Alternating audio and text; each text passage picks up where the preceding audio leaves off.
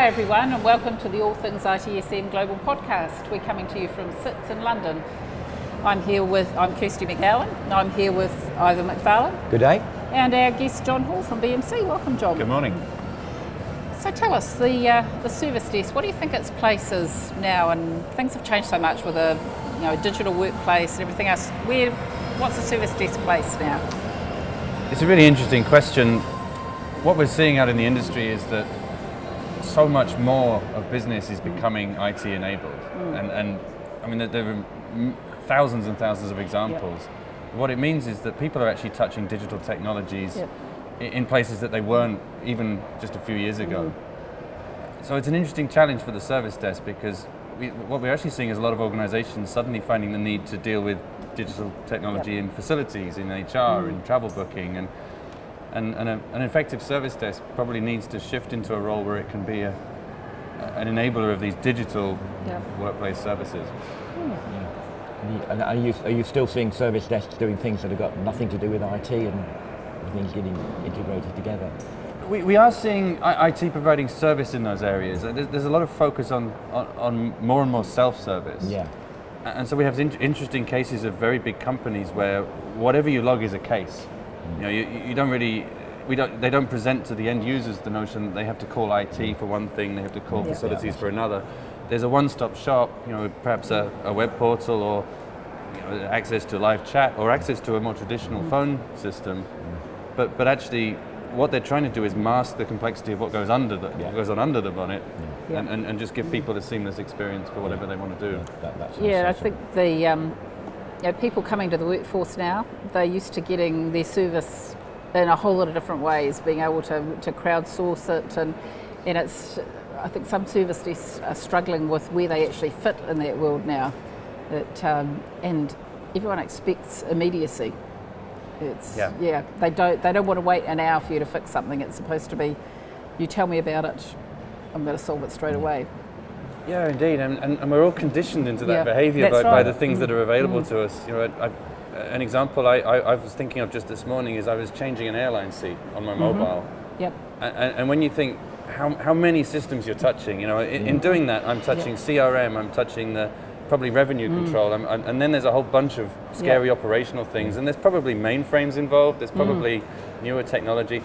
Imagine if I had to phone each of those departments in turn to make that change, and I don't. It's one thing, one touch for me. Yep. I mean, 10 years ago, changing an airline seat was something you just didn't do unless you absolutely had to. Yeah, and the plane I fly on will probably be 20 years old. Yeah. I mean, the airlines are sweating those assets, but they have to give that digital experience. Yes. So it's not necessarily about the whole business changing, but there's this new layer of digital transformation. Yeah. What it really means is more and more systems, more and more automation, and potentially more and more complexity, unless somebody's there to produce a service layer that makes it seem simple. And I mean, something we touched on before we started about age, and I think you alluded to it there, is that the next generations coming through are taking for granted things that still are absolute magic to those of us of an advanced age. Yeah. And here you certainly represent the new and youthful generation. Thank you very much for saying so. I'm not maybe as young as many of the people here.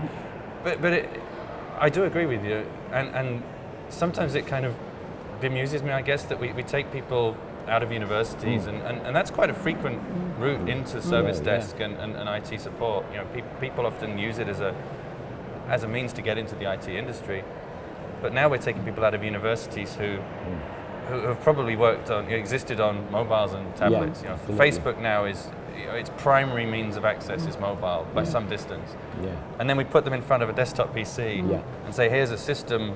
Every time you log a ticket, you've got to fill out this 20 field form, and it just isn't what works. It's not what works best. That's why we're so focused on what people really need. And that's what's interesting to see in BMC and the other companies in this space are beginning to catch on that they need to present to the younger generation and maybe not the CIO and the CEO so much anymore.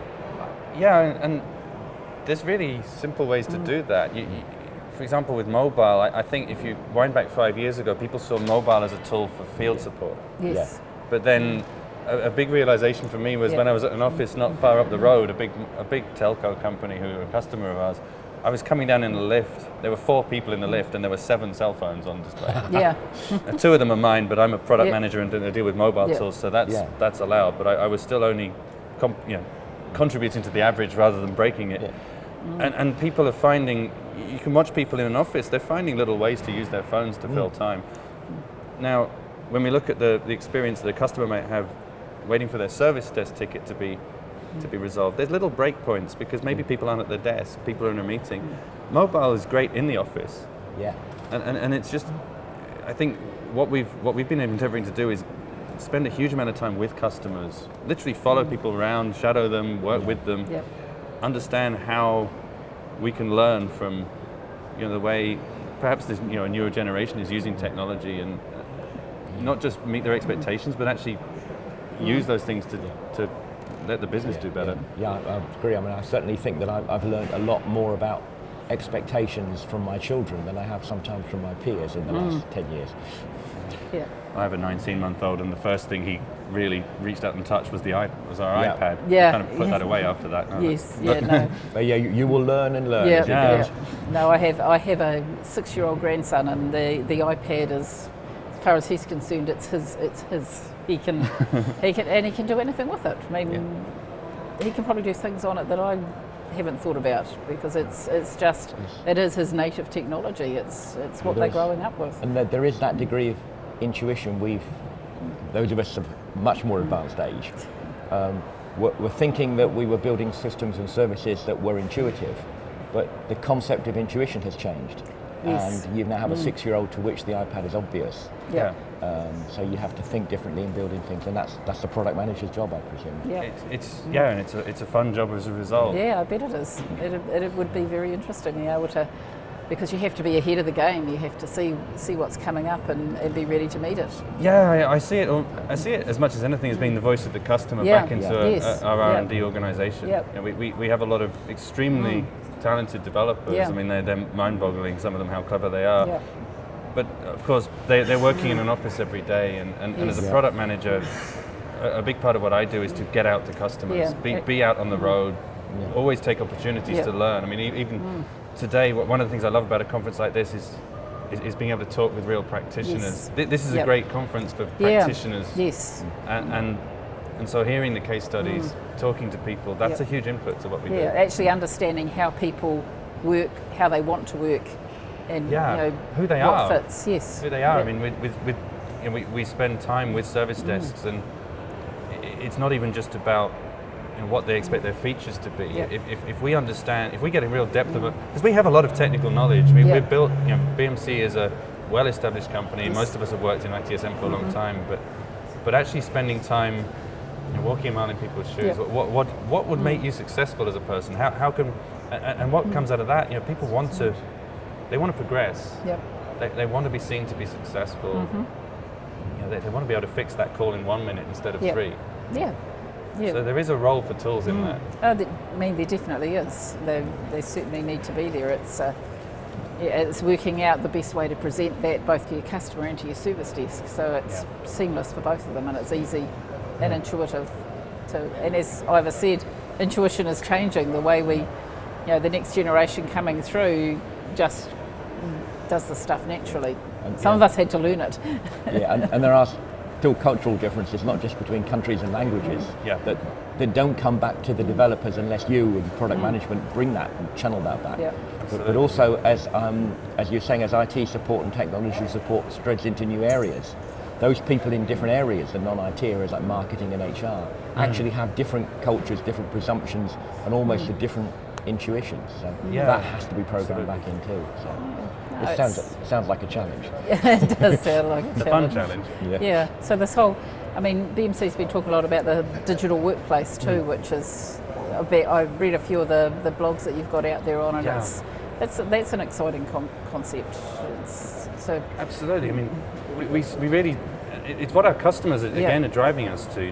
They're now in a world where so much of their business is becoming digital. That airline seat booking example is just a tiny one of many, and it means that IT needs to IT has a really important role. But it's shifting from being seen as a backroom function, just a kind of technology provider, to being part of really driving the business. When you look at what the most transformative companies have done, they've you know, if you take examples like Amazon and Facebook and Google, they're really building their business on technology. You know, technology helps them make decisions. Technology, it helps them serve customers better. And of course, that stuff needs to be managed. It needs to be optimized. It needs to be supported. And IT is needing to shift into that role. Yeah, I think what we're doing better now too is that we're seeing the customer at the centre, rather than a bit of an annoyance on the side. You know, everything revolves around the customer's needs and wants. Finally, I mean, IT is actually starting to get it. I suspect there's still a little way to go yet. Yeah, there is a little way to go yet, but they are starting to get it. Yeah, starting to realise that the customer is actually, that's the only place that your IT service can be measured. If it's not working for the customer, then it's not working. Doesn't matter what your stats say on the service desk. Absolutely, yeah. And I love the Amazon example, because is Amazon an IT company? Absolutely. Is it an IT company? No, it's a supply company. And they inside Amazon and these companies don't actually see that it's a reasonable question anymore. And that's, it's interesting to see you supplying into that organisation. You have to fail to see that question as well if you're going to convince Amazon and the others that you've got the right products. It's almost getting to the point, I think, where airlines are becoming software companies who fly planes. And you know, if everything in big industries like oil are changing, because almost everything on their infrastructure is now IP enabled. It's now part of what we're calling, you know, what's becoming called the Internet of Things, and that's ubiquitous across pretty much every industry, every sector. Yeah, my husband does maintenance at an underground mine. You know, 10 years ago, he would have, when something broke down, he would have gone and lifted the cover and had a look at the engine. Now he takes a laptop and plugs it in to see what's wrong. Well, it's even the most basic things. I'm on a coach tonight home, which it's very cheap, but you still expect it to have Wi-Fi. You don't expect to have a paper ticket. You just turn up and it's booked on. So even the most simple things are now automatically effectively IT. And of course that level of ease and that level of automation helps us so much in our day-to-day lives. You know, we can walk through the airport, walk through the coach. We don't touch paper, we don't have to call people.